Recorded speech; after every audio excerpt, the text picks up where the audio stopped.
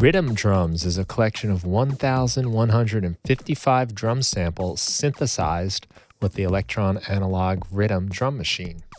There's kick drums, rim shots, snare drums, toms, and hi-hats. Each one of these sounds was created by randomly manipulating the parameters on the different synthesizer engines on the Electron Analog Rhythm.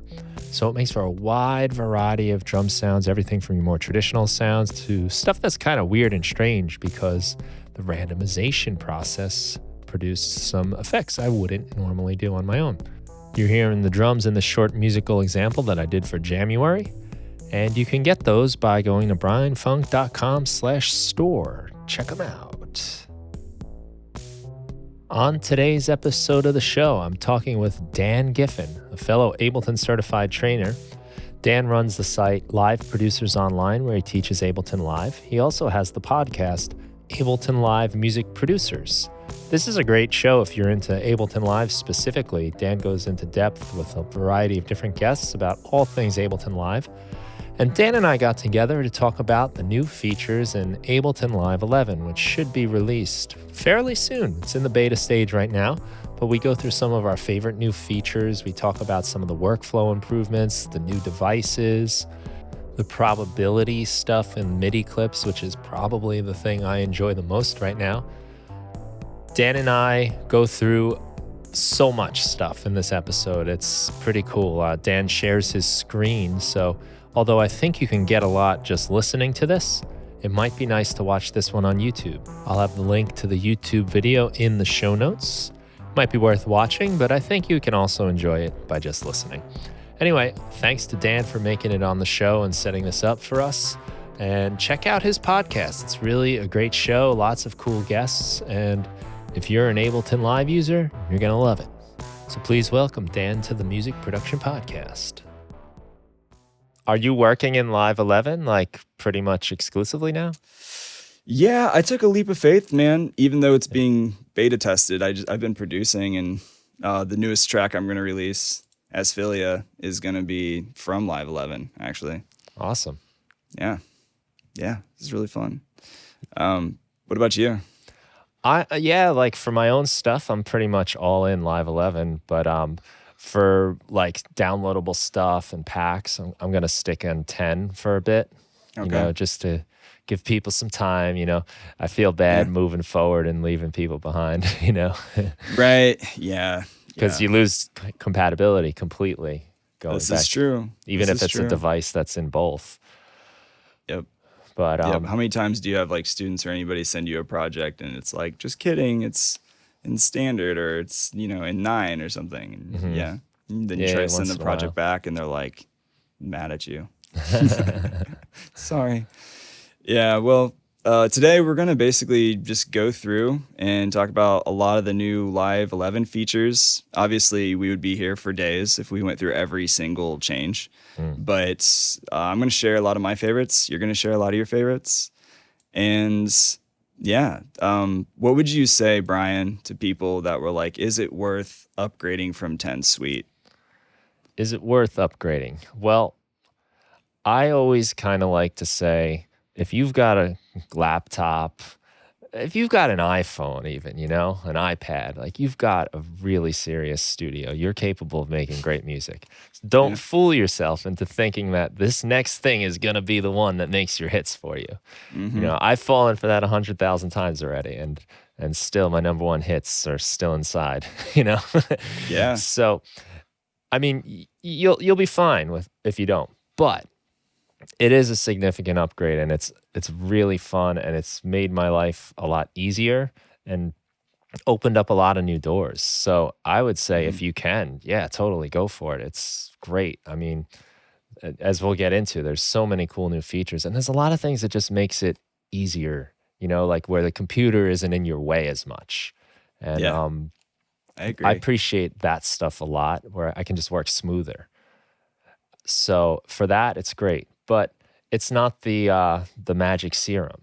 Nothing Yeah. is. Did you say magic serum? Yeah, I didn't mean the pun. It's not serum. Yeah. I do love serum though, I will say that. Yeah, it's not gonna like make the hits for you. Like the at the end of the day, it's all about like the work you put in and just keep showing up. And the software, whether you use Live 9, 10, 11, or even like some other software, it doesn't that's not the defining factor. So I am super enthusiastic about 11, but I always like to kind of just temper that a little bit because I don't want to make you feel like you can't do it without 11. You can't do it without this toy, that synth, that plugin. Right. People make I think great that's music. definitely universally true. I 100% agree. There's so many different ways to make music. You can kind of get lost in that sauce of having to have the shiniest new plug-in toy. There's always that, and I've gotten lost in that too at times for sure. But there are so many updates that surprised me. I mean, we're going to go through a lot of them. I say we just like kind of jump into it now. Let's do it. Let's do it. So, first of all, if you wanted to upgrade, if you were to purchase Ableton Live 10 Suite or Standard or Intro, you'll get, from the time this episode's released, you're going to get an automatic upgrade of the equivalent version in Live 11. So if you wanted to purchase that, we'll have 20% the extra subscription plan now, which is kind of cool. For 10 Suite right now, soon to be 11, it's running at like $600, but you could pay $100 a month for like 6 months, which is kind of cool. And you aren't a reseller, are you, Brian? No. I should have asked you that before we hit record. Nope. No. Well, I am. So if anybody wants a better discount than that, feel free to hit me up, liveproducersonline.com/buy Ableton. Shameless plug. Nah, do it. I mean, that stuff's great. And I wouldn't be ashamed of that at all if I were you. Like, people get a discount and it helps you out, And that's like what you have to think about in this world we're in today. I mean, especially lately, right? The last year and change, like with artists suffering so much and things changing so much. Yeah. You really, we had a big election in America, right? But I still think your biggest vote is with your dollar. So the things you decide to pay for, you're voting for more of that. And there are ways to support people, artists, and whoever it is, by using their affiliate links, or if they are resellers like you are, it's a win-win. So I think honestly, it's cool. saving money is a good thing for everyone, really. And if you invested in Bitcoin a couple years ago, we know you can afford Live 11. So, but anyway, cool. So let's start with the preferences. There's a lot of new updates. We're going to kind of go through by category. We're going to start off talking a little bit more about the preferences, Live's browser, interface updates, new features, workflows, and then we'll move into some other things like MIDI, MPE, audio effects, MIDI effects. But let's start with some of the new things and preferences, or some of the browser layout, Brian. What do you have to talk about? Well, it seems like the colors are kind of fun, some of the different skins are nice. They're a little bit easier on the eyes. I know they've done some things for people that are colorblind. Which I am, actually. Are you really? Yeah. Yeah, I am. So I was real happy. I kind of felt really special because I know I've said stuff to Thomas Falds and Matt West, some other brand managers inside the Ableton company. So when this update came out, I like to think that I was part of that. And even though I probably wasn't, it just makes me feel good to say that because I was always talking on webinars. I can only see half these colors, but it's crazy. The new colors. Oh yeah, there's a setting in preferences. You can reduce automatic colors, which makes them stand out. So that's always fun. And that helps for you personally? Yeah, it really does a little bit. Nice. I notice a little difference. That's great. That's one thing I've always loved about Ableton as a company. They do listen, and no, they do. Yeah, the user pay feedback attention. is huge. Yeah, I was a Logic user beforehand, and I was doing most of my learning on YouTube, and I kept coming across Ableton Live stuff. And that's the community is really what pulled me in, and the way they have built the community and the way that they listen. So, I'm sure, and Thomas too, I'm sure you say that, I'm sure he's writing that down. And yeah, thanks, Thomas. Shout out to Thomas. He's great. Yep. And Matt. But yeah, so another thing in the preferences, Gridline Opacity. So inside I'm going to share my screen now. Anybody listening to this on Spotify or Apple or wherever else, this video will also be on YouTube. So you can kind of follow along a little bit, but you don't have to. The Gridline Opacity in the preferences is cool because you can really make it stand out a little bit more, depending on like your screen or if you have a hard time seeing. So you can really play with this, and you can see in the background right now, you can pretty much make it almost disappear, but it just defines the grid a little bit easier to see. It's just like the little things that matter sometimes. Yeah. For sure. That's a nice little thing that, doesn't make the literature for the new version of, it's not the main feature, but it's a really helpful thing on your everyday. For sure. Yeah, they have a couple new themes as well, which is kind of nice. They've got like the Live 10 themes in there as well. And then still inside the preferences, if you go into the link tempo MIDI tab, I think we've got some conversations here for sure. Do you want to talk about tempo follower, Brian? Sure, yeah. That's a huge one. So anybody performing live, that's a game changer for me personally. But yeah, I know you use it too. Right. I'm using it in kind of a funny way. I haven't had the chance to work with other people. So just to explain the function, the tempo follower, you can have Live listen to an audio input, like a microphone, say, on a drum kit, and it will adjust the tempo to what it's hearing. So it's going to guess kind of based on what you're playing, what the tempo is, and it will change throughout as you play. So the idea is that if you've got like a live set with some clips and scenes you want to launch, you can have, say, your drummer, for instance, play the beat, and Live is just going to like follow along so that when you launch your clips or you play like arpeggiated lines, everything will be in sync with the drummer. So normally you have to follow the click. Now the click follows you, which is, really insane. It's pretty wild. I can't believe we're there. Yeah. Like technology. I know. It works too. It really works. It really does. I basically found a street drummer video on YouTube, and I routed the audio from that YouTube into an input into Live, and had a bunch of MIDI clips and audio clips playing in arrangement view. And that's cool. It actually followed pretty well. And kind of locked itself in. Or I'm sorry, session view. It was in session view. But yeah, everything just kind of started grooving with the street drummer's audio that was playing in that YouTube video. It was wild. It was very smooth. It didn't jump around a lot or skip. Have you had a chance? I know you've been playing shows with your band, Philia. Shameless promotion. It's not shameless if I do it, right? More shameless promotion for Dan. No, but you've been playing live. Have you used that at all? Have you tried it out? Does it fit into like what you guys are doing yet? I haven't used it yet, and I probably could. But for me personally, if I'm going to play a live show and we have, a decent audience watching, I'm just like always really concerned about like stability.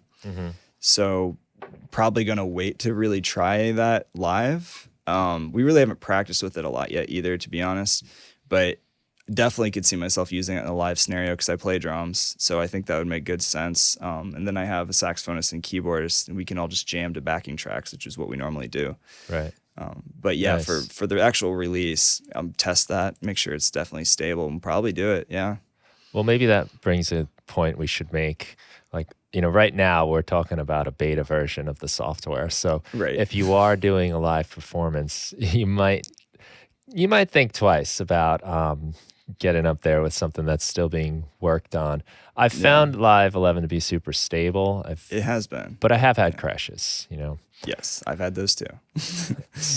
There's little things here and there, and they're still working out bugs like every beta software ever does. So, but yeah, definitely the tempo. So once you set the input channel for anybody watching this video right now, so I could just say, okay, input 1 is going to be the channel that I want Live's tempo to follow. And then you can choose show, toggle, or hide. And then up here in the top left corner next to link, you have a new follow button that can activate that. And then you just need to arm an audio track and basically just start playing or play a beat, rap, whatever. It works great. So yeah, definitely big ups to Ableton for follow. It's huge. It looks like you might have changed your BPM quickly there.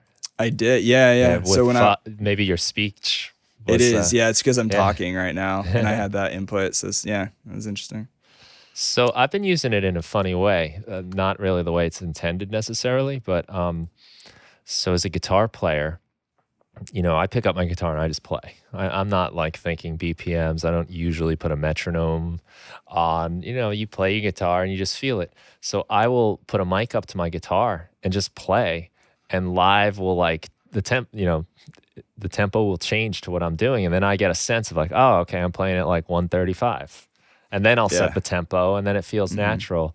Compared Yeah. to the old way where I'd set the metronome and then play along and like try to see if that felt right, only to find out like 10 minutes later, like I was too Yeah. fast or slow. It's kind of like capture without recording in that sense, because Ableton Live's capture features for MIDI. So if Yeah. you were to play, and I do the same thing. Like when capture came out, I was real excited for the same reason, because I'm a drummer. So I would play on my push two. I'd finger drum a beat, and then I'd hit capture, and it would lock in that tempo. Yeah. So yeah, Well, same thing. that's the beauty of capture in my mind too, is like you don't have to think about tempo and BPM. You just play. It works pretty well if you're playing anything that has some sort of percussion to it. Sure. And Yeah. because when your ideas are new and you're just starting and you're excited, sometimes like just fooling with the metronome sucks that out of it. And Yep. and now like I don't really It's think true. about that anymore. So I'm thrilled about that. No, that's yeah. I mean, one thing I've always learned, like as a producer, and this is like the faster you can produce, the more fun a lot of times it is, because you're not just stuck on this one thing. You don't feel like you have to get over a hump to keep moving forward while creating. It's just like boom, it's there. Yeah. Um, And that's but like yeah, one of those things I'm so talking we talked about. about the We have Zoom lag. But that's one of the things I'm talking about where oh yeah, it's just speeding things up and making life a little easier. And the technicality of figuring out my precise BPM is not the fun part for me. yeah. So I don't Ain't even worry nobody about got it. time for that. Yeah. Right. All right. Well, we talked about tempo, follower. That's a huge one. Do you want to talk about the other elephant in the room that everybody knows or should know, is MPE? Since we're talking about the preferences section in Ableton, Yeah, well, do you want now to explain MPE? as best I can. Like I don't have a ton of experience with it because I don't really have a great MPE controller. I do have Yeah. the Sensel Morph, which I haven't busted out for this, and I feel kind of sad for me and the world that I haven't done that yet. But because that is MPE and it's a super cool controller. But Nice. basically it allows you to send like it makes things more expressive. You can do, instead of pitch bend, for instance, affecting all of the notes at once, it'll affect like one note at a time. And Aftertouch, Push has the Polyphonic Aftertouch. So it stands for MIDI Polyphonic Expression, MPE, MIDI Polyphonic Expression. So things like you can pitch bends, you can bend like one note while you hold the other notes down and they stay constant. On Push with the Polyphonic Aftertouch, so the way I've been using this is, and this is really exciting too. The Prophet 6 just came out with an update that now understands MPE, and That's cool. you can map Aftertouch and like to different parameters, and you can be holding down like low notes in a chord, and then with the pressure on Push, you can kind of Nice. do vibrato and things on the higher notes and modulations, and Yeah. it's surprising how much of a difference that makes. It just everything comes to does. life. There's more movement. Yeah, when MIDI 2.0 comes out, I'm curious to see how far that's going to expand. Because that's a whole new world of MIDI languages and protocols that are being made to make MIDI instruments more expressive in so many ways. MPE, I think, is really just the start for like the new tech that's coming in that world. It's very exciting. So yeah, MPE, you can find that in the link Tempo MIDI tab in the preferences if you're looking at the screen. And then you can see all these different inputs I have, like my Arturia Keylab MIDI keyboard. You just enable that input right here, and then I could just play that keyboard. Pretty much, I mean, most controllers that have Aftertouch, you could really take advantage, I think, of MPE, right? So, but even for Serum, for example. You mentioned Serum earlier. I actually have that plugin in here. But you can right click on the plugin and choose enable MPE mode. And then also even Ableton Live's simpler and sampler instruments have that enabled in them. Yeah, Wavetable has it a nice way too. Wavetable, yes, thank you. Wavetable is amazing. Yeah, it's already just built in there. You don't even have to right click on it, so it's nice. But yeah, and huge, you don't huge need the any kind of MPE controller to still get something out of it, because there's, and maybe we'll get to this as we move through our talk, but you can like pencil in this stuff too, so it's it's accessible to everybody, like inside the clip. Yeah, Definitely. Cool. MPE, huge updates. Let's go back into let's finish off the preferences real quick. There's a couple more things in here. Like I said, we could probably talk for like days about all the things, but Record Warp Launch tab in there, down towards the bottom, there's a draw MIDI note with pitch lock. Speaking of MIDI clips, which this thing's cool. So I turned it off, which basically, if you're looking inside here, if you're drawing using your draw mode switch, or some people call it the pencil tool, if you just turn that on and you're drawing notes in a clip left to right, then typically it would just go straight across on one single note left to right. But now with this new MIDI note drawing feature, you can just like cool curves, which can actually be really fun too. Speaking of the MIDI clip, because over on the left, now there's a new scale option, which is really cool, especially for people, not only just to get creative and like composing random notes and things inside of a clip, but also for people who maybe don't have a lot of great music theory. This is actually a really good way just to learn the scales, I think. You could turn on that scale scale mode inside the clip, and then choose the scale you want. And then you can choose scale, and it basically folds all the notes to that scale. So you can just see it in a visual sense. And then you could even just draw that way if you wanted to, using that MIDI note drawing feature that we just talked about. Yeah, it's a nice way to see what notes are available in the keys. Yeah. And when you have the draw mode, you can just kind of scribble around and you're always going to be in key. Mm-hmm. And it's nice you can invert that function, whether you want it to have the lock. You just hold down Command, and then then you have the opposite of whatever you have set. So it's a nice it's a nice addition. Again, this is one of those little things that helps a lot. But the scale stuff is great. What is it? Synchronizes with push.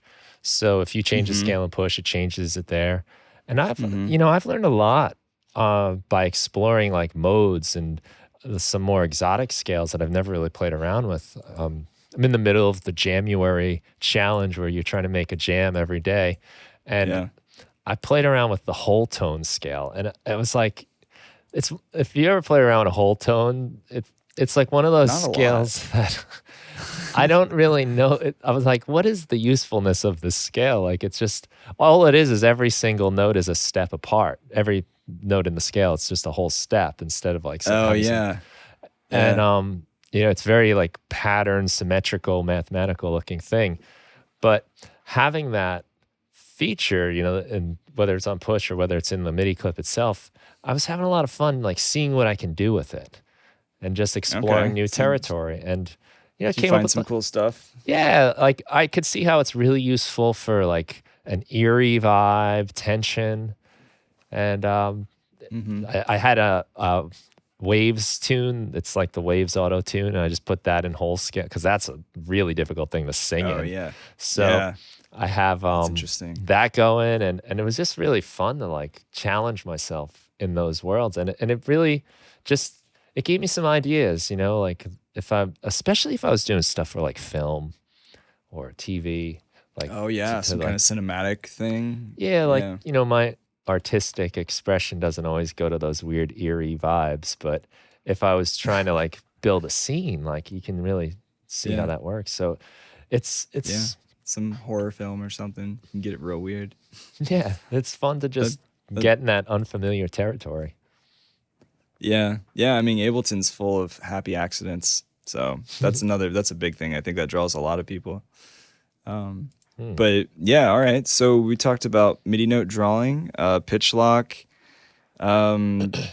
As far as exporting, since we're finishing off preferences, this is, in the export audio video menu, but uploading to SoundCloud went bye-bye. That's not a thing anymore, which is interesting. Never used it, to be honest. Which I never have used it ever. I actually don't know anybody that's used that, to be honest with you. It's like, I feel like that's just an act of laziness at that point. Like, you could just upload it yourself. I think back in those days, though, like the idea of SoundCloud was a little bit more almost like an Instagram or a Facebook for audio, where like, because you had like your feed, and you had like groups. So I could understand you maybe like more haphazardly putting things up on SoundCloud maybe in those days. But I just don't think that use ever caught on for people. I don't know if that's true. I mean, that's just me. Like, I don't want my feed on SoundCloud to be like all these like just random ideas. So right. Anyway, it's gone, so it doesn't matter. That's true. Yeah, it doesn't really matter. I honestly more of a Spotify person anyway, personally. I like have debates with all my friends, which is better, SoundCloud or Spotify. I feel like it's a common friend debate with all of your people that you hang out with that go to music festivals. Just like, nah, bro, SoundCloud. Yeah. But yeah, I don't know. I mean, they're under probably still a lot of lawsuits still anyway, so who knows if it'll be a thing in 10 years. But anyway, yeah, so you want to talk about do you want to browse a little facelift? Yeah, the browser's nice. Some new changes like we got grooves are in there. The templates is a nice adjustment. Like any templates you have, it's a lot easier to make templates now. It used to be a little bit of a workaround. Yeah, you can do it in like older versions of Live. You just need to make a folder called templates inside your user library, and then the way that works is anytime you open a live set from that folder, it opens it as untitled, so that when you click save, you don't accidentally save over your template. Yeah. Which is cool, but now it's just a little bit more built in, and you're highlighting that you can now do save live set as template real easily. Yeah. So whatever your set is, I mean, you just go up to File, and then you can choose Save Live Set as a template. And then in the browser, there's that templates folder that it just automatically pops up in there for you. Super nice little workflow. It's the little things that count, really. And there's a lot of little things in here. Well, it helps you with those repetitive tasks, right? Like to record this podcast right now for me, right? Like I have a mic channel for my voice. I've got your voice from Zoom on another channel, and I've got a couple tracks for like audio and music and stuff. I've got the settings on my mic, which pretty much never change. So why do that over and over again and waste my precious life doing these tasks that I can just make a template out of? So adds up. It does. If you save yourself, when you start saving yourself a couple seconds here, a couple seconds there, and you're working, say, for 2 hours and you saved yourself 5 minutes, then tomorrow you save another 5. Even if you're just saving that much, like after a month, you've got a whole session of saved time.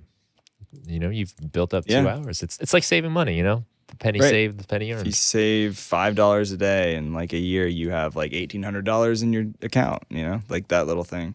That's crazy. Same thing with music. Should do that. Yeah, I know. I should do that. I'm much better at giving advice than I am actually doing that. Yes.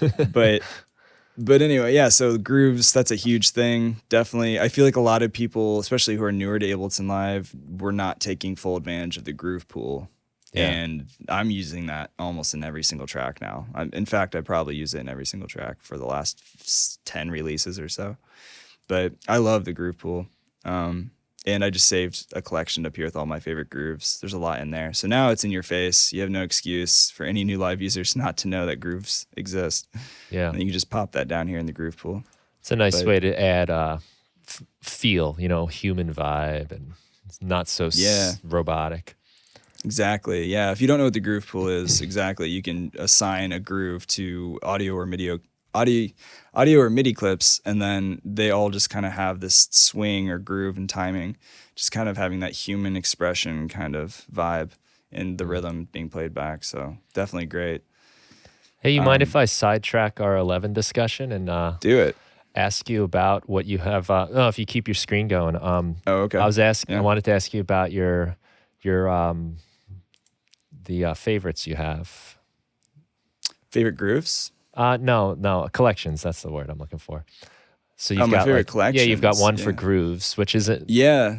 So organizing my browser, I have one for grooves, and I've got like 8 or 9 grooves in there, and then I have my favorite instruments.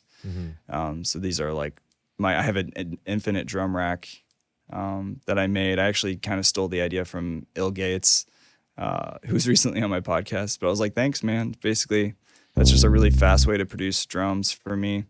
But yeah, I've got all my instruments in there. And then I have my samples. These are like my risers, drums, special effects and things. And then I have one for mixing. So I do like a fair amount of mixing and mastering for other clients and friends. So I have one where I'm usually just dropping plugins and things like that. And then I have saturation. So I use like a lot of tape machines or Ableton Live Saturator. Audio effect is like absolutely king. I use that in every track. Then I have one for all my favorite effects, which Live has a ton of effects. Speaking of, now that we've explained that, the audio effects folder in the browser got a nice little organization cleanup. Basically, you have subfolders now because they've been adding so many effects that it just kind of got out of control. So now they did us a favor and just kind of organized everything into, what is that, like 8 folders? Yeah. So I'm still getting used to that.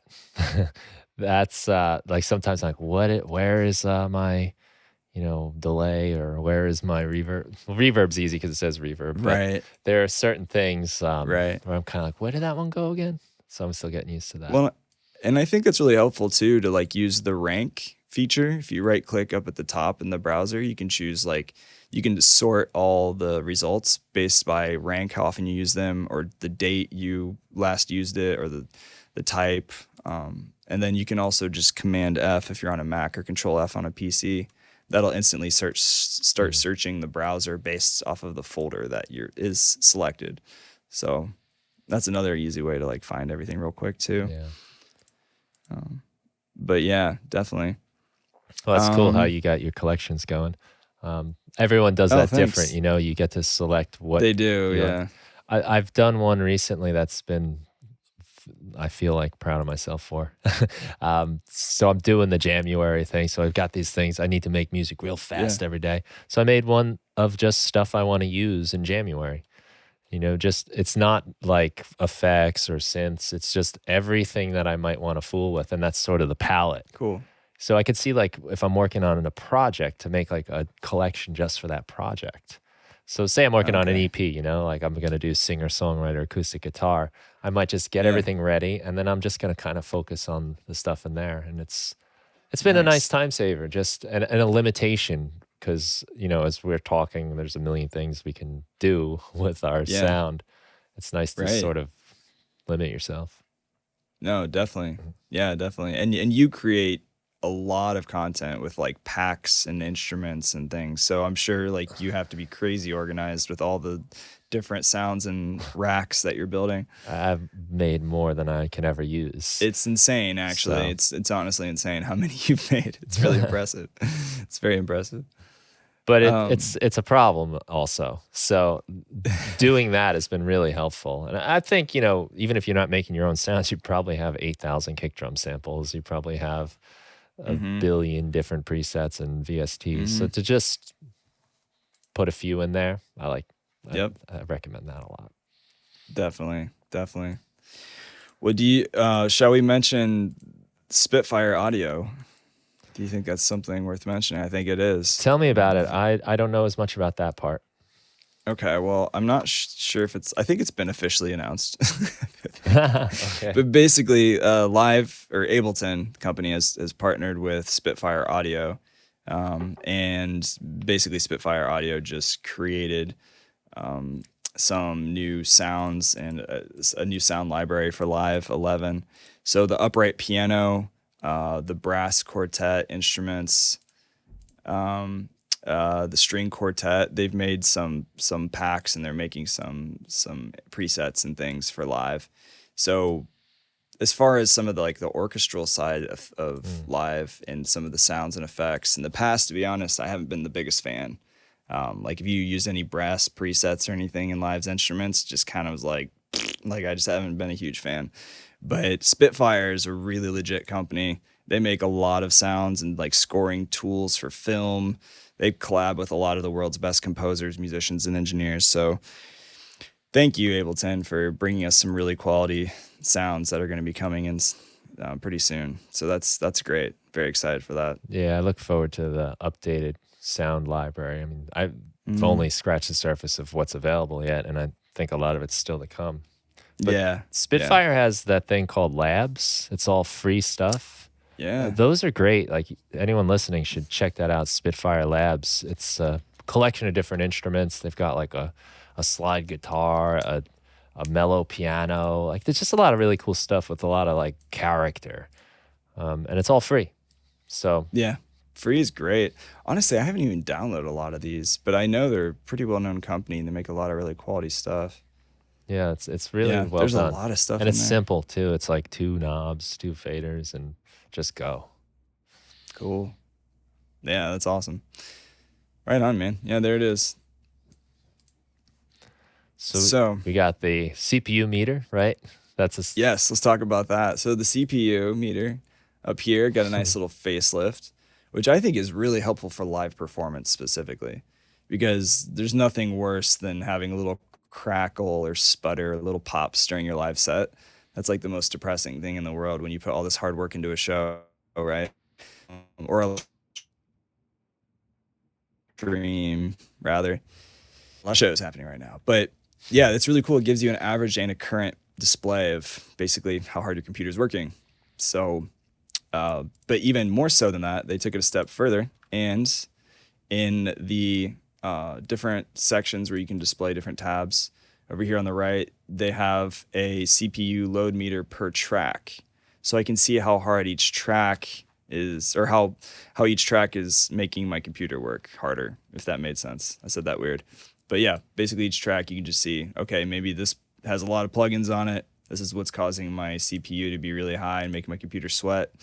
So you can kind of diagnose that way. It's really nice. Really it's happy helpful. about that. From what I understand, those little meters on the tracks, each individual track is like a relative meter. So it's like, you know, it'll go up to like 50% and saying like, this is where most of the action is happening on your track. So you can really get an understanding of what's eating up your resources. Save some time. Again, and if your computer's chugging along and having a hard time, you know what it's like to try to click on things and you get the wheel and everything. So this will give you an idea of right where to go so you can fix the problem. Exactly. Yeah.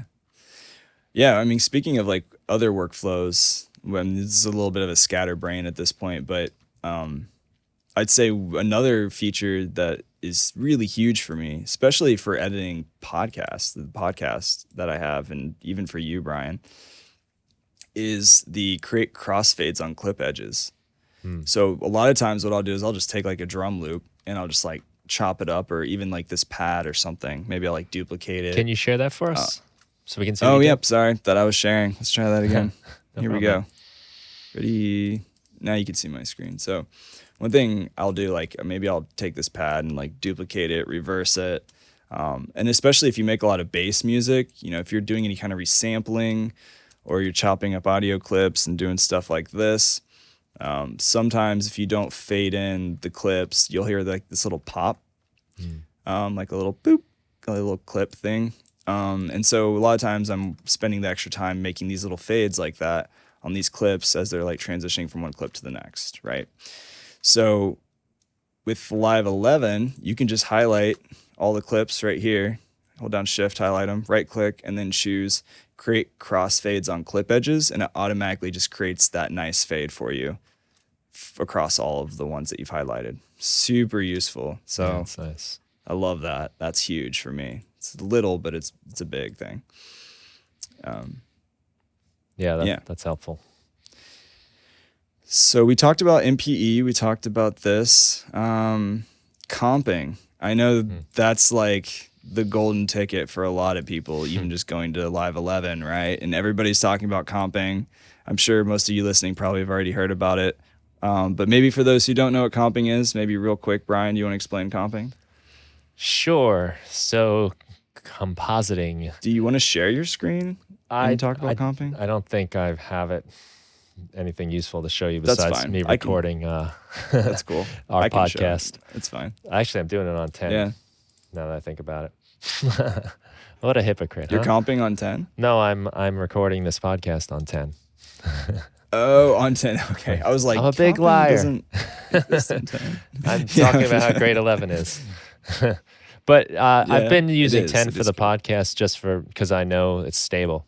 You know, I don't want to have my conversation just disappear. So, like, again, what we said about live performance, this is in a way a live performance. But basically, you can set up like a loop. Well, what a comp track is, it's a compilation or a composite of a lot of different takes. And this is so common in recording. It's been going back to the 1950s with tape, where they would actually splice together different takes of tapes to make a full take. You know, say the first part of the track sounded great, but they kind of messed up. But later on, they can take 3 and comp it with take 4. But the way it's being used now in like our modern studio is, like Dan right now has got a loop going, and suppose that's his vocal track. He can be singing this verse over and over again. Just keep going, do it a bunch of times, and then when he is singing, so you can see it now. Sounded great, didn't it? It was beautiful. And once he gets like a couple passes, we can go in and we can basically pick the best part of each take and combine them, comp them together into one take. So he's going to show the take lanes, and you can see all the different passes of that looped recording.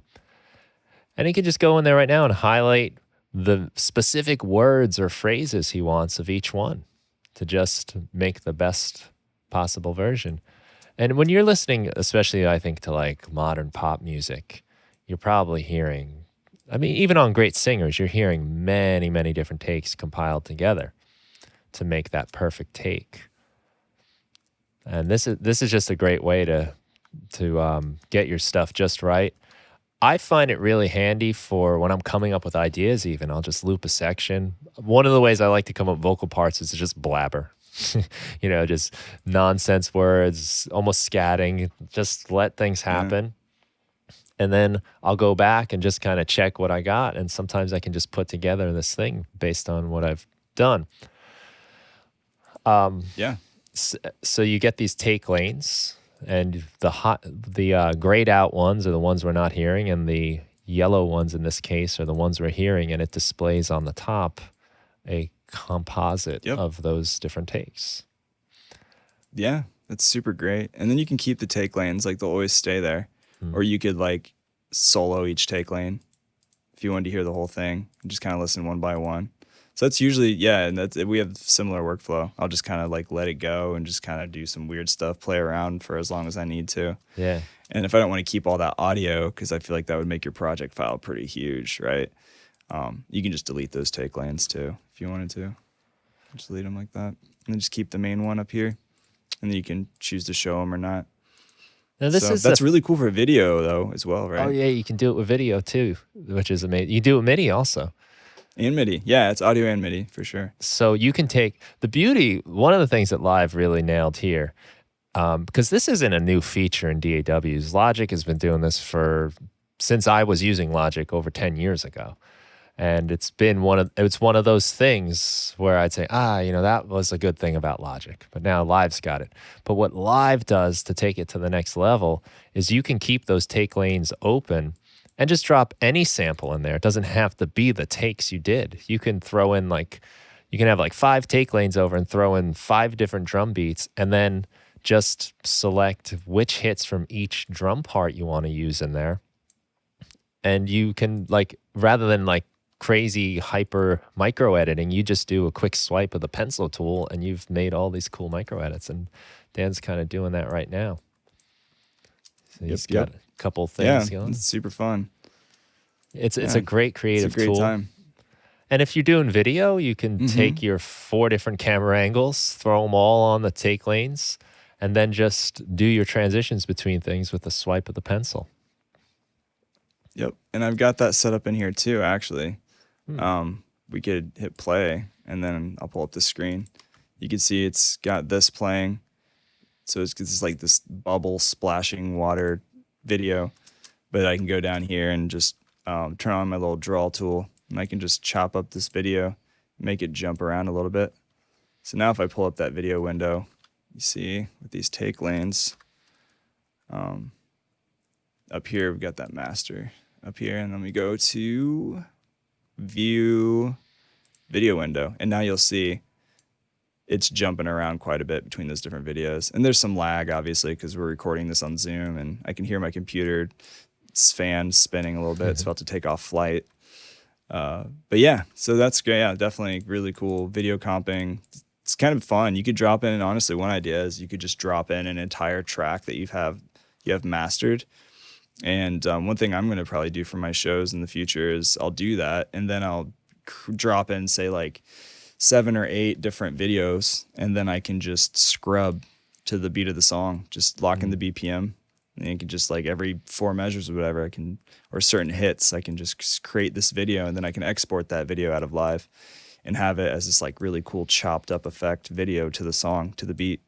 Yeah. Yeah, I think they really, we had to wait a little while for it, but they did some really nice things with takes and comping. It's been so fun, and as a creative tool, just not even just for getting your perfect vocal take where every syllable is just right. You can just throw in anything and just see what happens when you start. It's a lot easier than doing the micro editing that we used to have to do. Yeah. Honestly, I'm thankful I was born at the time that I'm in now, so I didn't have to cut tape machines and everything back in the day, and only stuck to 4 tracks. It's come a long way. It's pretty amazing. But anyway, so should we talk a little bit more about some of the clip updates? Because if you open up a clip, it's going to look different than it does in Live 10, which could throw some people off. Yeah. There's a new layout. So one thing that's really cool, and Brian, you were talking about this before we hit record, is velocity and probability. So we have our normal velocity notes, right? So if I was just to draw in a couple notes here, actually, let me just use like an existing actual sound. So here's like a little doodle I put together the other day. It doesn't sound, it's probably not something I'm going to release, but you can kind of hear what it sounds like. So inside the clips, if we're looking at my screen,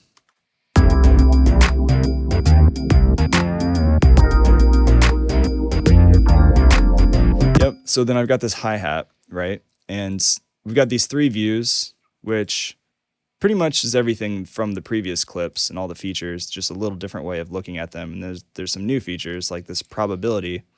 Most of us probably know what the velocity is, just how hard the notes are hitting. But then we have our probability. So for this hi-hat, for example, let me turn off that effect. For the hi-hat, we have probability. So I could literally just get out my draw tool, and I can just draw up and down the probability down here. So the probability is just how it's when and if the note is actually going to play at all. So if I hit play, hear the hi-hat. If you listen to the hi-hat, it's not playing every note like it was before. Yeah, you've got like 16th notes going or something. Yep. Yeah, it's so cool. Yep. So instead of just being completely straight, now we can just have some randomization in that.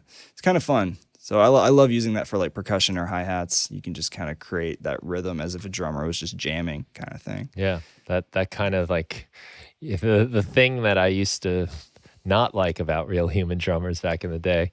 They won't ever play the same thing, throughout. It's too tempting, you're just hitting things there. So I get it. But that's true. That I'm a drummer. I can attest that drummers can be annoying in band practice. It's true. Yeah. Yeah, but like now you can throw that stuff in, and you can have like that occasional extra note here or there happen, and you can take a 1-bar clip, and with some probability, less than 100%, it'll never play the same again. You can program in 16th note hi-hats and put them all at 50%, and you'll get this interesting, ever-changing rhythm. Yeah. Yeah, definitely. That's one of my favorite or most used features, the probability. Velocity also has like a kind of version of that. There's like a velocity range you can set. So like any notes you highlight, you can go into that little velocity range, and then it'll give you like anywhere. It'll play anything from like what you have to whatever you put in. So right now he's got what do you got, like minus 54 so is it'll what I play set the range. Yeah, the range there will be anything that the note is at down to 54 below it. So Yeah. it's sort of like a random within that range. Yeah. Yeah, that's really cool. Adds a little bit of that randomization. And then there's actually a randomize button there too. Yeah, So now you you're can just just totally click- randomizing all of those Yeah, velocities. you just totally randomize the velocity of everything down there. It's pretty wild. And then it's determined, it randomizes whatever's selected. So if I select the velocity and I hit randomize, it randomizes velocity, or the probability. You could do the same, which is really cool. And then the other tab, in the envelope tab, they updated, this is like kind of a pretty small thing, but they updated some of the drawing sensitivity with automation. So I just find that just creating dots with automation inside the clip or the track, it's just a lot more sensitive, and it's a little smarter, I guess is probably the best way I could describe it. It's just smarter. But yeah, I mean, that's another little micro change that I think is worth saying. Let's see. Inside the clip, what else, Brian? What else inside here? Well, That's new versus the follow actions are a little more understandable, I think. preview. Yes. Follow actions is I basically agree. Follow actions are big. Yeah, it's a command you can set up where you can tell the clip to do something after a certain amount of time. So you might have it just play the next clip below it. So we're talking in session view now. If you have, say, like 3 clips on top of each other, you can say after 3 bars, play the next clip, or after 4 bars, play one of these clips at random. There's some nice little features there, and it's been made a little bit easier. A few extra options. You can have it jump to specific clips. Yep. You It's have this little window right here. You open that up, and then you can see all that right in here. You have 2 choices. You can set up 2 follow actions, and that slider is now just percentage, so it's kind of like the probability of which one will play.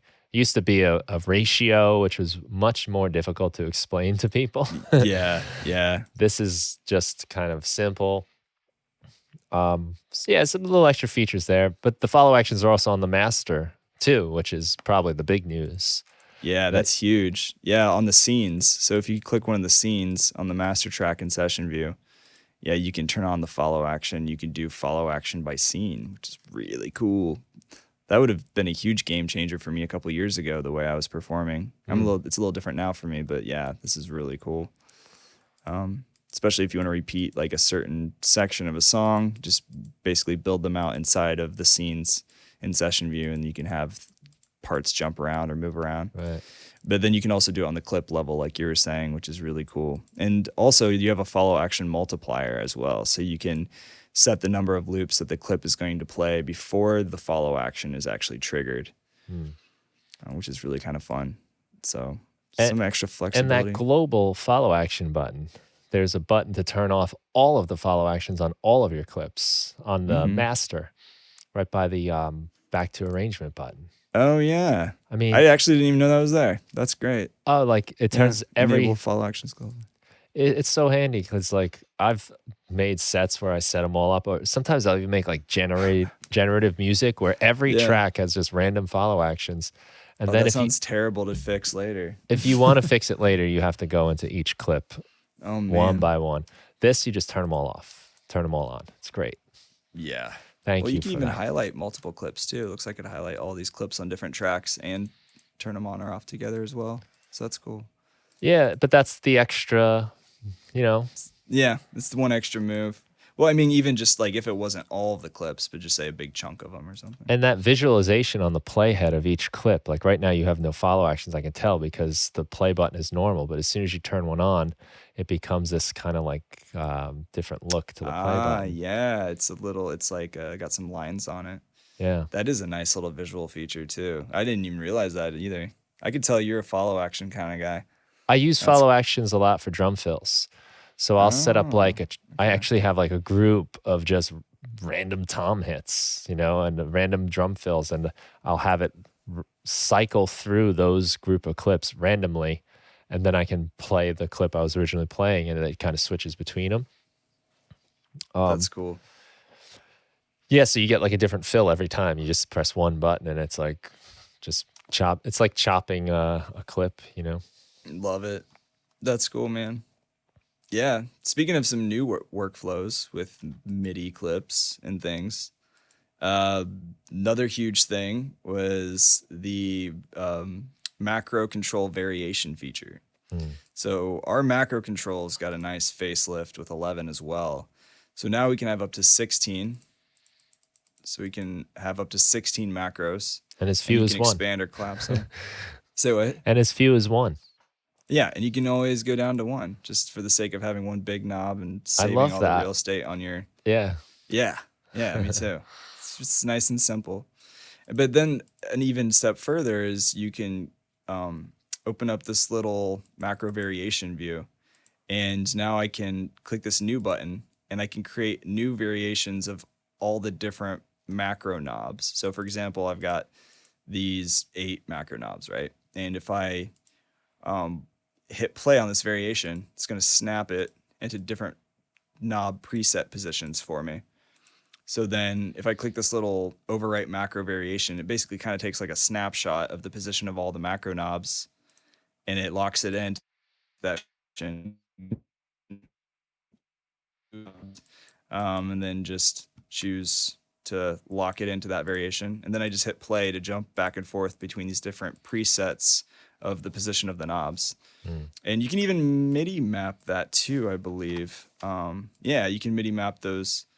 It's called the launch macro variation button, just a little play button. So you can launch those at certain points throughout your set if you wanted to as well, which is kind of fun. Nice. And then there's a random button up here as well at the top right. So you can choose randomize. And then if you can just play around, and if you're like, ooh, that's cool, then you can save that variation, create a new one, keep doing it until you find these cool, different, interesting sounds. Yeah. It's kind of fun. Yeah, and that's like a little fun thing to do, just to inject a little inspiration to get some results you wouldn't normally do. Exactly, man. Like even, I mean, just for example, like I was playing around with this, this bass sound. If I just hit randomize, it's going to come up with different stuff.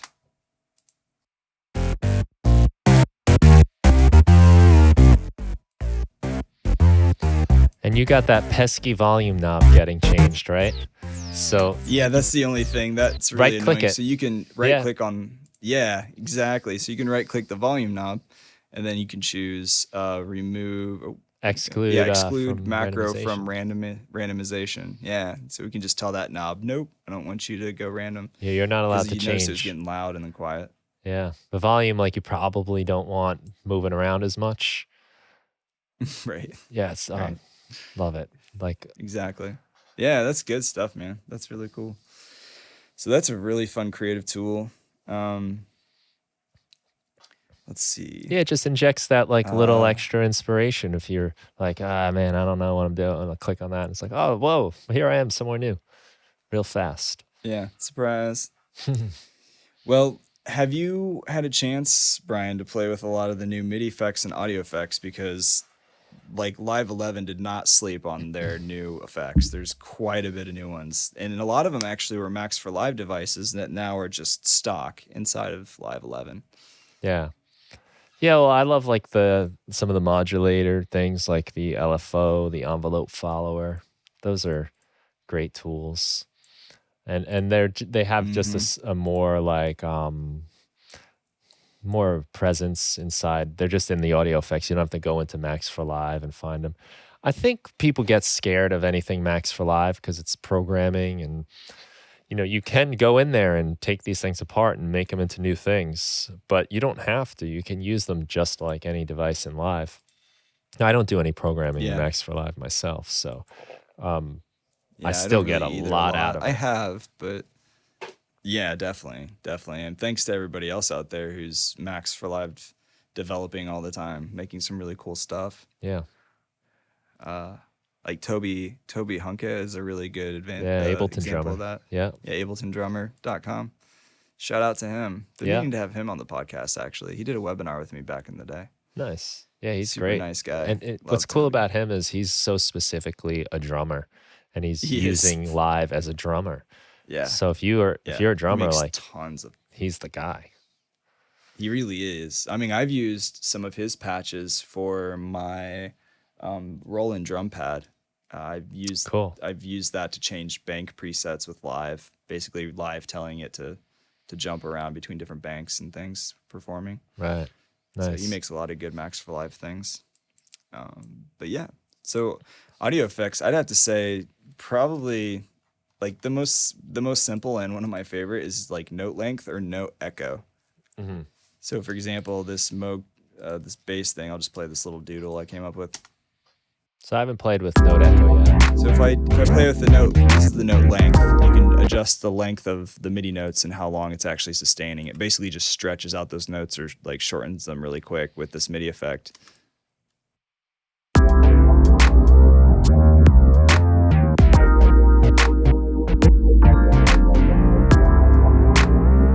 Yeah, so that's just like a really rough example of what that looks like. It also comes with a gate, so you could really let the value how long the notes are going to be held for.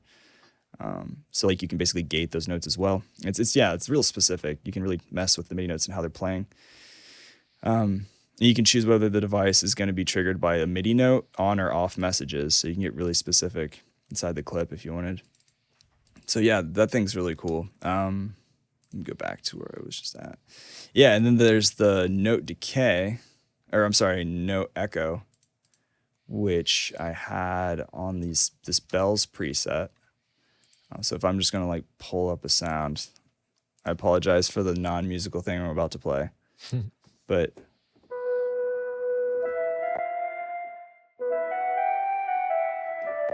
yep. So if I turn on note echo, I'm just hitting the keyboard once.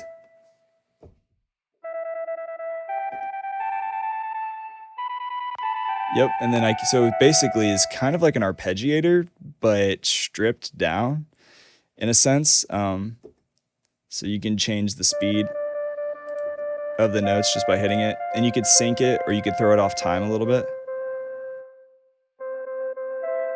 And then you can like mute the. Actually, I don't even know. I don't really know a lot about this. Well, but you can change the through will let the note you play come through as you hit the button or hit the key. Mute will just play the delay only. Ah, gotcha. Yep, that's what it is for sure. And then the pitch, you can also kind of pitch those notes. I was just got transposed. That's cool. Yep, just transposing the notes. So now that's playing. I haven't played with note echo yet. So is that playing your original note at the original octave, and then if you pitch it up, it'll go? Yep, exactly. So it looks like, so it's going to progressively raise that note over a period of time. Oh, so cool, 12 cool. semitones. Yeah, so if I hit C, it's just going to, like if it was like C2, and it's on, what is that, quarter notes? And then it's just going to basically That's almost pitch like it an up arpeggiator, yeah. as it goes. Yeah, it's like an arpeggiator, but just like kind of stripped down, like I was saying. And then you can adjust the feedback, feed delay. Things really cool, just to get some interesting MIDI results. Then we also have the MPE control, which you can get real detailed with this thing inside of our MIDI effects. If I drag that on here, you can really adjust like the pressure, the slide, the pitch. And if I'm playing with like my mod wheel over here, my pitch wheel, like you can really dial in and like change it. So like for pressure, for example, if I'm hitting a note, actually pressure is probably not one. Oh, my computer's sputtering a little bit. It's crying a little bit. But yeah, basically MPE control, you can just kind of dial in some of that MPE setting and the expressivity of like holding down aftertouch or messing with like your pitch wheel and different things on your controller. So you can get a little more expressive with that. I've had some fun with that. What other instruments, Brian? How about you? Or other audio effects or MIDI effects? The two that I keep coming back to are Hybrid Reverb, which I see you got right there. Yes. And the Spectral hybrid. Resonator are my two favorites right now. Huge fan. Hybrid Reverb is awesome. It's amazing. It was the reverb that Live always needed but didn't really have, except for Convolution Reverb, which was a Max for Live device. So you had to have 9 or 10 suite, basically, or purchase Max separately. So yeah, definitely. It's my new favorite stock reverb in Live for sure. Yeah. So it's got the Convolution Reverb, which is so cool because you can put in your own convolutions. Basic Convolution Reverb takes like a sample and recreates the reverb of that sample, to just put it super simple. So something I've done in the past is like, if I'm in a room that sounds cool, I'll like just clap my hands in the room and record that, like one clap, and record the clap as long as the echo too. And then you can drop that sample in there. I did a free pack, if people are using 11, called Bathroom Reverb. And at my job, the bathroom, it's all tile. It has this like 10-second reverb. It's insane, you know? Like, so I recorded that, and then you drop it into Hybrid Reverb on the convolution end, and you've got this insane bathroom reverb. It's much nicer to just put that on Hybrid Reverb and then apply that bathroom reverb to any sound than it is to say bring your recording equipment into the public restroom and try to get that cool reverb. Yeah. Yeah. Yeah, definitely. I just dragged like a random sample into here, and you can see that you have like these different modes at the bottom. So you can change it to user mode and then drop in any audio sample you want, like you said. Yeah. There's the algorithmic side is the reason it's called hybrid is because it's got both the convolution reverb, which uses samples, but it's also got your algorithmic reverb, which is more like computer, programming, I guess. And it's got some super cool algorithms. I'm in love with the there's the Tides one, and then there's the Shimmer one. And I don't think I've played with Tides. It's like not even reverb when you start turning some of those, like the decay knob, the Tide knob. Like if you hear like what it does to the sound, like if you just had that little kind of arpeggiating line going. Yeah, he's increasing his buffer size. My computer is sputtering a little bit. You were low at 64. That's impressive. 64 was pretty low. Yeah. This computer's, she's been pretty good to me. Yeah, so I ended up changing it. Let me change it back from the user. Let's do like a real place. Let's use a different preset. And we can maybe a good church sound. So the Tides, yeah, that sounds cool. Here's like a shimmer sound. That's so nice. Have you ever played with Valhalla Shimmer? No, not Shimmer. Valhalla makes great stuff, but I have a different one. Stuff. I use Shimmer all the time, and this is like, it sounds a lot like it to me. Yeah, the Shimmer reverb is like, it kind of like pitches it up or down, I think you can do it. You get some really cool spacious effects. I think there's a lot of magic when you start modulating those knobs, like as the sounds are going through them. As you like increase like the decay time, like weird stuff happens, the shimmer percent. You'll start to just like, I think like those algorithms are almost not even, sometimes they don't even sound like reverb. They're just like these weird effects that have a sort of reverberant quality. But I've been running sequences through Hybrid Reverb on the algorithm setting and just like slowly turning the knobs and like get lost in there for a while. Just wow. Yeah. And it has a built-in EQ, which is so nice as well. So we can go into the EQ and kind of, it's very thoughtful of them. That's true, because I'm always using reverb on my return tracks. So typically what a lot of times I'll do is I'll have like a dedicated room So this would just be like my room reverb on a return track. And then I would just put, say this, for example, on that return track. And I always usually add an EQ after, like using Valhalla or something. But this has a built-in EQ, so cut off those lows so the mix doesn't sound muddy when I'm sending most of the tracks to that one room. Yeah. And then cleaning up some of the highs too. So that was nice. It's got that but nice yeah, vintage control too. That thing is Yeah, pretty it sick. makes it sound warm. And Yeah, you can add a little terrible. bit of like tape hiss almost kind of sound. It gets Like an extreme. It's pretty extreme. it gets a beautiful terrible, you know, like you just like really run it down. I'm like, you know, Yeah. I love destroying my recordings. So I love destroying my recordings. yeah, so stuff like that is just make it sound like vintage trash. That's what I'm going for. Yeah. Well, that's like where I think a lot of like feeling happens, a lot of emotion and vibe. So yeah, like around old is like where I like that vintage control. It goes like I think subtle to extreme, but one of the ones in the middle is like old, and that's a kind of a sweet spot in my opinion. Yeah. Yeah, this is fun.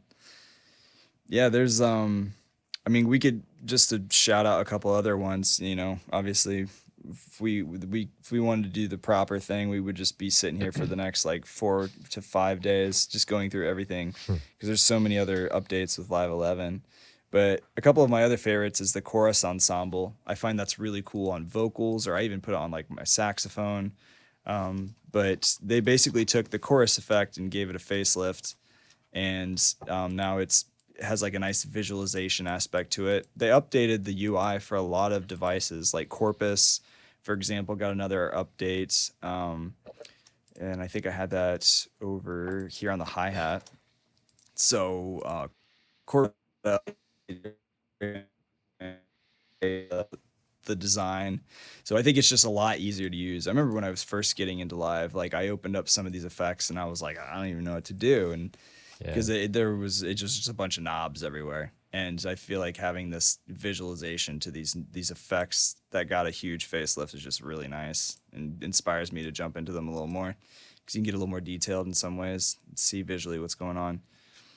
Yeah, makes a little more sense. It does, yeah. Phaser Flanger is another great example of that. The phaser and flanger is now like a happy couple into one device. Playing with the feedback on that thing could be really fun. You can get some really cool effects. Redux got a facelift as well. Very happy with what they did with Redux because now it has like the dry wet control. Yeah. A couple other knobs in there, some filters that help. Because sometimes Redux sounded too much like Redux. Like I can hear it on recordings, and like I know what that is. You know that I know that's turning that one knob. Just I hear it. It's a cool effect, but it was like so characteristic. And now especially with the dry wet, it's a little more subtle. And there's if you turn the old Redux bit rate down, like past like 6 or so, the volume would just like blast out of the speakers. It's true. And it was a little much. I remember almost like blowing my eardrums one time. Just they kind of put that under control a little bit too. They did. Yeah, and that dry wet is huge because you can add like some subtle distortion, even to some basses. Like if I'm mixing some like a heavier track that's more like heavy dance music kind of stuff, you just playing a little bit with the bits and the rate and then pulling down that dry wet just to add a little grit to it is really nice. It's kind of like a different flavor of the saturator in a sense, in the way that I've used it. And then you can pre or post filter the sound, which is really nice for the input and output. Even. Yeah, or both, exactly. So yeah, definitely shout out to Redux. The Shaper is now included. That was a Max for Live device, and now it's also built in, and I love Shaper. It's extremely detailed. I don't think I need to really use the LFO anymore, to be honest with you. I think this is my new LFO tool. It's like build your own LFO device. It really is, because you can just draw these dots and create your own waveforms. You can create your own, basically how you want that wobble or wiggle or whatever to happen. And you can map that to any parameter. So I can map it to the volume on the track if I wanted to. See, it's just moving up and down. I can adjust the speed. So, and then it's got all these predefined curves that you can use to shape the sound or cause volume or assign it to any knob really to create that automatic movement for you and get really detailed. So this thing is shaper for the win. I've had I fun with use that sometimes instead of like side chaining, like things to the kick. I'll just Oh yeah. use a shaper. Yeah. You just can draw it a little more precise than rather than trying to That's get the cool. parameters on your compressor. All that like attack release and everything. It's a little bit easier to just look at the shape. So Yeah. it's nice for Yeah, that. that's true. That visual component is huge. And that's true. Yeah, that's why there's like certain plugins I like more than others. It's not always even just the sound. It's just like, ooh, this looks pretty. This is so pretty. That But that speaking of matters, I think. visualization, It's like it does. it's nice to It have really something does. It's inspiring. pleasant to look at. Well, let's talk about pleasant things to look at. Spectral Resonator, really dope.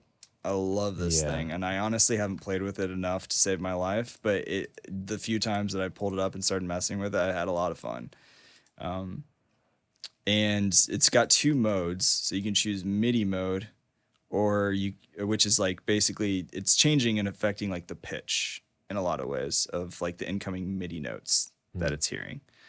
Or you could choose internal mode, which like the pitch is set using the frequency control. So you have a little more control in some ways. And then you can even choose MIDI from, if you go into this MIDI mode, you can have it playing notes from other tracks if you wanted to as well, or adjusting like the effects of what's happening. You can kind of use it like a vocoder. You can sing into it and play keys, and it'll listen to like the notes you play. My favorite trick of late is to put that on my drums, put Spectral Resonator on my drums, and then have the MIDI listen to chords that might be playing on another track. And those notes will play only when the drums hit. And it like creates a new instrument in your mix by just throwing that on there. That's wild. That's a cool idea. So I could put that, say, on this pad. I've got this pad sound. But it would be listening to maybe the drums. Maybe just have it listen to. Well, I put I mean, you can do whatever you want, right? But I put the Spectral Resonator on a drum track. Oh, you put it on the drum track. Okay. Yeah. And then maybe if you've got, assign that. I don't know if you have anything like playing MIDI notes, maybe the serum bells. Yeah. I'm not sure what's going on, but Yep. So it's basically playing that bass line that you just heard. Yeah, now pull the dry wet down a little bit on the Spectral Resonator.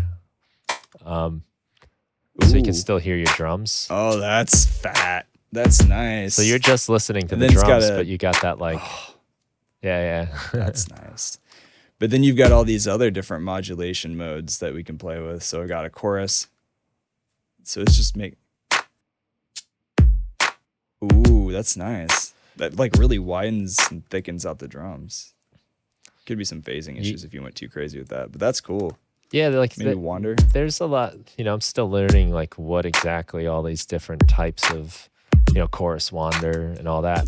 But there's some sweet spots you can find where all of a sudden it's like new instruments are like coming out of the track. And it's just a totally new type of effect that I'm really digging a lot. There's also Spectral Time, which is I really haven't played with this a whole lot, but I need to. This thing is real interesting. So it's modulating a lot of the like decay and the timing of the notes, it sounds like, and doing some other things. Yeah. This thing's pretty cool. It's a little tough to say. I just need to dive in and spend some more time with it, to be honest. But I've been a little more with the Resonator than the Time, but this feels more like a spatial reverby. But it's got that freeze control, which you can suddenly your ambient music land real easy. You can. That thing's no, that's really cool, man. These are great tools if you want to be an ambient artist. You can suddenly Yeah. just It's bust out. experimental, right? Yeah, It's, you just wash everything out with reverb and just call it experimental or something. Ambient reverb. Reverb makes everything sound better. Yeah, and then we've got that hybrid reverb we talked about. That thing's really cool. See, there's a couple other effects definitely we haven't even talked about yet. Any other effects that you think we definitely need to mention or shout out? Expression control, the MIDI track is cool too. Oh yeah, go for it. I haven't spent a lot of time with this either, to be honest with you, but it's basically you can map. Any of your MIDI. Say like I can map this velocity. Yeah, you can map the velocity of my keyboard or the mod wheel or pitch bend to another parameter in Ableton Live. So if I'm moving my mod wheel on my keyboard, my MIDI keyboard, I can actually map that with this expression control, my mod wheel to something else really quickly. It could be on a different track too, so that's kind of fun. And random is wonderful there. You can randomly modulate anything you want. Yeah, so that's pretty fun. I have to shout out just Compressor. If you look at Compressor now, and this is there were a couple devices I noticed little extra readouts on, but if you just look at Compressor on the gain reduction area, it now tells you the actual number of your gain reduction. Oh, I mean that was never there before. I didn't know that. That's great. So like you're reducing the gain by like 6 dB if you just have that Yeah, a number. lot of plugins do that. Most of the plugins I use outside of Ableton Live do that. So that's really cool. That's super. Yeah, for sure. See, we got no gain reduction. Now I have some gain reduction. Now you know how much you have too. Yeah, it's telling me right now it's like -9. That's great, man. And I assume if you were to change that it still to shows RMS, it's gonna show you that. Yeah. The expander too, yeah, same thing. It tells you how much you're adding. It tells you, it's going positive now. That's really cool. That's really cool. I think the gate. Wow, thank you, Brian, for that. Is the gate maybe something else has it? There were a couple like just small visual things on older plugins, older devices. Yeah. I don't. Maybe I'm wrong about the gate. Yeah, I don't see it on the gate, but that's cool. Yeah, that's might big be on the those. compressor. That was it a might nice be those update. readouts actually on the left there of the graph with the decibels. I tell you what, I have Live 10 open. I can tell you. Yeah, I don't see it. Well, you got on the left-hand side there. Oh no, that's on. That's on. Never mind. That's not new. Yeah, it's not reading on the gate. That's still really cool. I mean, that's that compressor thing. That's nice. Corpus got a nice update. Electric, like I said, got a nice update with the interface, and the layout, collision, tension. Definitely it has attracted me to play with them more. It has a nice new UI. Yeah, man. See, there's a couple other shortcuts that are pretty nice that were released. What are there any shortcuts off the top of your head, Brian, that you like with 11? Shortcuts. Command 4. For the grid. Yeah. Yeah, for the grid, you can snap the grid to basically either be off or fixed. Yeah. Yeah. 1, 2, 3, 4 are all grid. 1 it might expand it, and 2 might shrink it, and 3 is triplet. And, that's cool. Yeah. 3 is triplet. I didn't know that. That's dope. Okay, cool. Yeah. So you can easily just command 1 or 2. Yeah. Nothing comes That's to mind. That's a big one. I feel like that's a huge one. A lot of people don't even know. That's in just 10. Being able to switch that That grid. stuff is you can do that in 10. Right. Yeah, I feel like I didn't even know that existed for a long time using Ableton, to be honest. Yeah, well, it's easy enough. Like the grid adapts, so a lot of times you don't have to think about it. But when you need it, it's a handy little thing. I like the turning it on and off. Shortcuts are great. Yeah, especially when I'm editing podcasts, you can just scrub real quick. delete, move clips. Mm-hmm. But my biggest man. podcast, Is there my podcast keyboard shortcut is Shift Command Delete for delete time.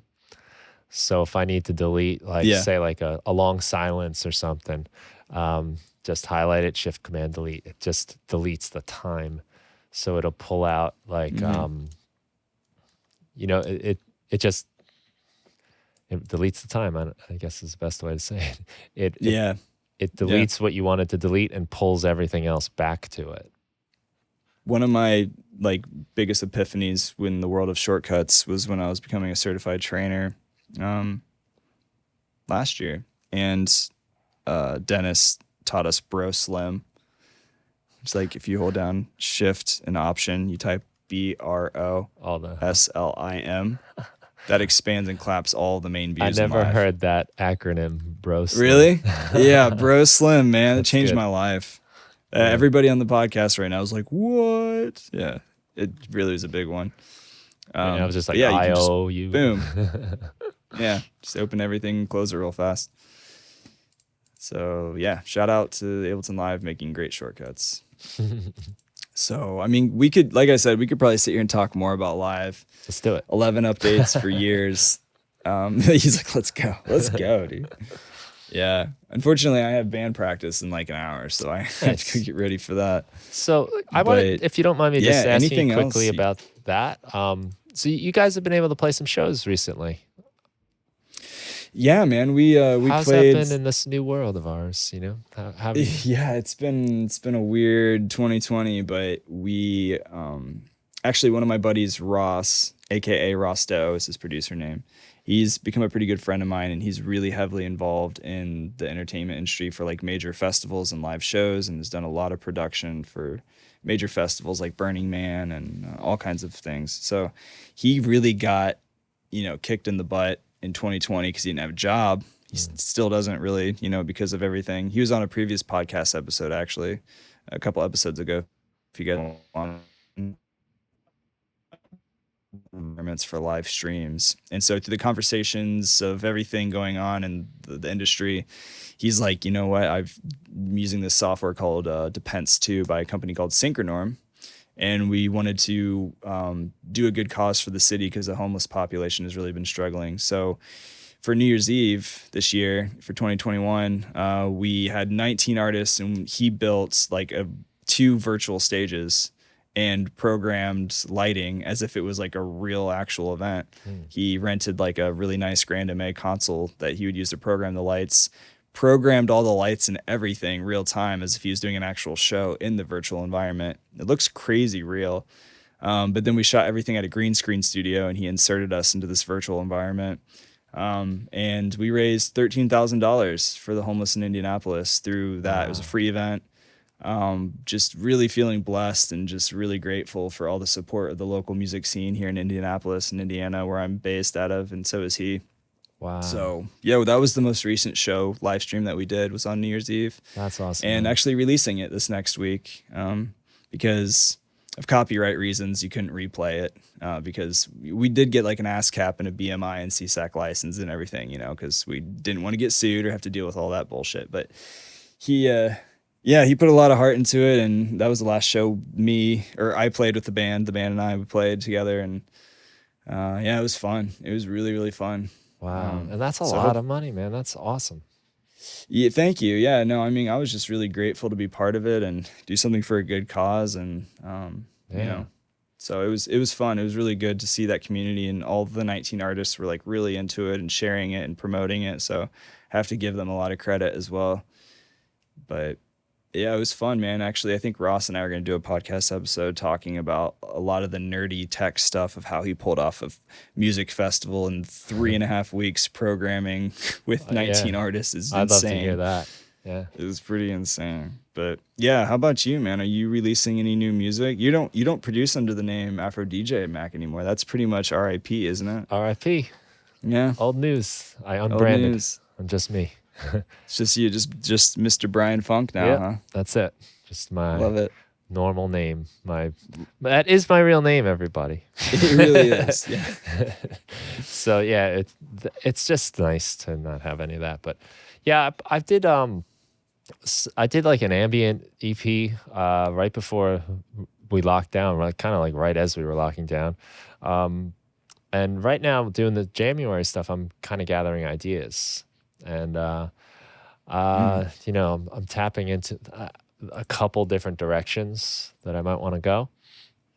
So, my awesome. plan is it's kind of what I did last year. I did January and I finished in February and released in March. So that's kind of what I want to do again. I have been able to play Yeah, with a couple friends of mine in like a little 3-piece rock band. So we're also cool. working on some stuff, which has been fun.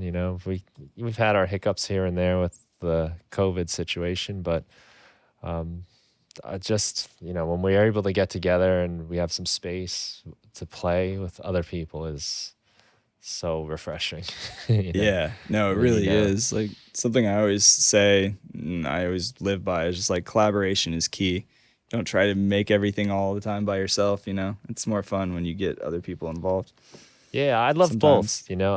I Yeah. love doing my own thing, but when I get together with these guys, it's nice to not micromanage everything and like Yeah. let ideas happen. And it's Yeah, great. Like it's for new sure. thing, and then you wind up doing things you never would have thought to do because you're reacting off of what someone else did, and it's just this cycle. Yeah, Yeah, exactly. it's great. About to do that tonight. I made a post, a very ambitious post on my affiliate page the other day and was like, I'm going to release one song a month in 2021. And then Nice. after I posted that, a couple days later, I'm like, I got a lot of stuff I got to get done. But I'm going to do it. So releasing a Yeah. remix of Hotline Bling by Drake in 2 weeks. Cool. Started out as a total joke, and it actually turned out to be probably one of my favorite tracks I made in a really long time. Wow. It's a banger. It's pretty fun. Nice. But Hey, I but mean yeah, that's man, I love the ambitious, but January. but you can do it, and Thanks. you just Appreciate that. I love your January videos too. You're posting these ideas of you just jamming out. yeah, it's It's been fun. you've had some good ideas. Are you Thanks, gonna man. finish any of those songs? Like have you hit I think so. something like this is cool? I'm gonna get Yeah, like there are these baby ideas at this point, but there's like a sound I'm kind of chasing, and it's a very destroyed sound, as I've kind of said. Like, but right on. I'm having fun with it. So, uh, not exactly sure what happens, but this is something I've been kind of dabbling in, and now the nice thing about when you're doing something every day is you can have a throwaway day and just be like, I'm just going to try something real weird today. And a lot of Yeah. times neat ideas happen. Even if the thing you come up with isn't something you keep, like you figure stuff out in a cool way. So, Right. because nothing's Yeah. precious when you're doing it every day. It's like, all right, whatever, who cares? But no, exactly right, man. I mean, once you get in that creative mode, I don't know, I have days. Some days I'm like feeling super creative and I just want to go at it. And other days I have to force myself and like push through it. I've And then had to sometimes force when I do, myself it almost every yeah. day. Yeah. And that's a good practice. I Yeah. mean, that's kind of the idea behind January, right? It's just forcing yourself to like get in it. It just proves that you can't really wait for inspiration. You got to go get it. And the thing Hmm. is, if you enjoy this on any level, it's like once you get started, in no time something's going to happen that's going to get you excited. Yep. But Yeah. you do have It'll- to make yourself do it. yeah. Yeah. And Il Gates said in the previous episode when I interviewed him, we talked about this a little bit. And one thing he says is like, comparison is the thief of joy. And Mm. I find when I listen on Spotify to a fully mixed mastered track that somebody probably spent a long time on, and I start a project, or maybe I'm feeling down about myself, it's like, oh, I need to make some music like that or whatever. It's like, well, no, like there's already that out there in the world. We don't need another one of those. We Yeah. need something original, something that's you, and that's I think something to keep in mind too for all producers, people making music. But Yeah, that's great. That's so true in so many aspects of life. That comparison thing, you know. yeah, Yeah, good stuff, give man. us your thing, you know. We don't need your rehash, you know. Like, Right, right. yeah, You are the only you that exists, or something. Isn't that like a Dr. Seuss book? It's like you're something like that. I bet it is. Probably. I bet he Yeah. taps into that. Yeah, Some good books, man. I used to binge Green Eggs and Ham. That was my book growing up. I was in it. It's good.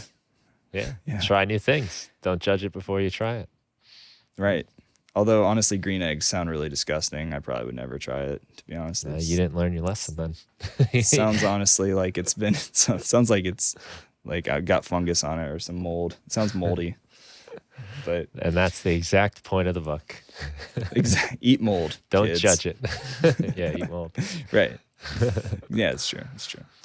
Man, well, it's always good seeing your face. Like, I appreciate you taking all this time to hang out and dive into 11. There's a lot of good stuff. There's things, obviously, we didn't get to talk about here today, but yeah. Well, there'll be more, I'm sure, that come up, too, so it'll be fun. I know that somebody's going to ask or message me and be like, when's 11 coming out, Dan? And I'm not allowed to say. Well, I don't even know, so... I actually don't know the date, but I have a really solid guess. Yeah. So cool. I don't think I'm allowed to say, but it's soon. It's soon. Yeah, I think we're getting close. It's close. Gonna be soon, ladies and gentlemen. Yep. Cool. Well, yeah, man. So people should listen to your podcast, Live Producers Online, the Live and yours Producers as well. Podcast, and thank you, the Ableton Music Producer Podcast, and then for you, Brian Funk on the Music Production Podcast. Yeah. I actually almost named mine the Ableton Music Production Podcast, but then I realized we'd be fighting for SEO. So I was like, I'm just going to call it the Producer Podcast. Maybe I couldn't believe I got that name, to be honest with you. I was like, no one has a music impressed, production podcast yet. And I was like, that's solid. That's solid. That's nice because I don't have to explain what it's about. Yeah, but you're doing great work, man. Keep it up. Thanks. You too, I love man. your show. I'm a listener. I'm a fan of yours as well. So I appreciate you, man. It's always good seeing you. We'll probably do this again sometime down the road. Yeah. Maybe I'll see you in person for Ableton one day, Live 11. Yeah, when that's a thing, when the world opens up again, let's make that happen. Cool. I'll come down and visit. If you ever come near Indianapolis, I'll buy you a beer, whatever your preference is. Nice, man. Sounds like a good hang. Right on. Well, have fun at band practice. Easy. Thank you. I will. Good luck with January. I'll be following your jams. Cool, man. Rock on. Right on. See you later.